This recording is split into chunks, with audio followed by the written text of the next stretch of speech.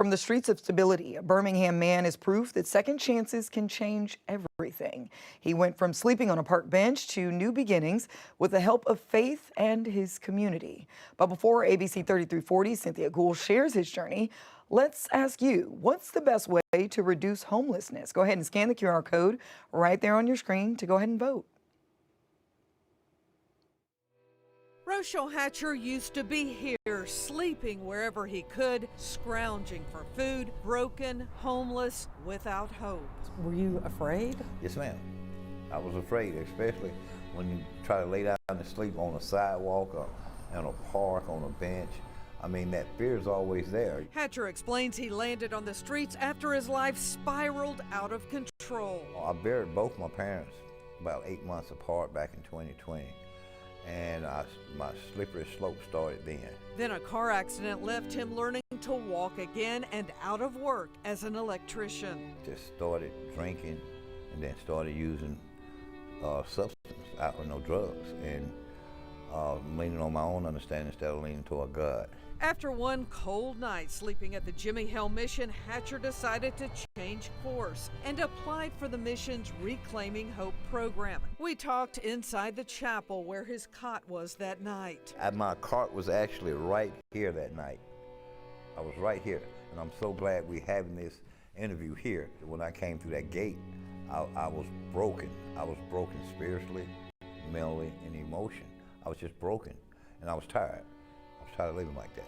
How do we get the rest to come in and embrace this? Well, that's something that they're going to have to decide about choices. I've learned that here too. Hatcher says change starts with honesty. His life now full of promise with a new job. Well, I've started rebuilding my relationship with my kids, my grandkids. I'm back in my church that I joined, of Southside CME. I joined it back in 2018.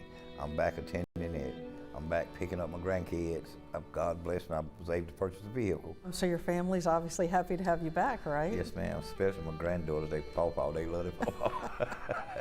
At the Jimmy Hill Mission, Executive Director Perrin Carroll says stories like his are proof that recovery is possible. The mission recently announced a $4 million expansion project needed to serve the growing numbers. Well, it's not just emergency shelter, it is shelter plus. So it's a safe bed, a warm meal, plus services to help those in addiction or mental illness or just hard times. Last winter alone, the mission's warming station provided more than 4,000 bed nights to over 700 people. In cities like Birmingham and Homewood, police face growing mental health and severe addiction crises. A new Homewood ordinance targets encampments, but Sergeant Mark Tripp says compassion still comes first. We try to help these people with the best we can, even before this was passed, us trying to get them to shelters if possible. They got to be ready. They got to want it.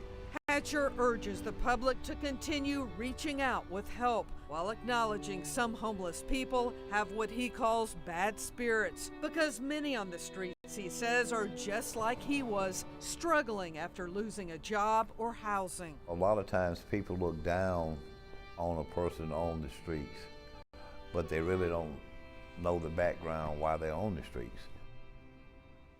Now some data from the federal government. There were 4,600 people experiencing homelessness in 2024 in Alabama. That's a 39% increase from the year before. And we're told about a third of those are families. For the I-Team, I'm Cynthia Gould. Important work there. That was Cynthia Gould reporting. Let's go ahead and go back to that question we asked earlier. What's the best way to reduce homelessness? It looks like there are 4 options here. One is more rehab programs, more affordable housing, more mental health, and the desire to change. Looks like 44% chose more affordable housing, 32% more mental health help, 17% the desire to change, 8% more rehab programs. It looks like overall you all feel more affordable housing would be a good help there.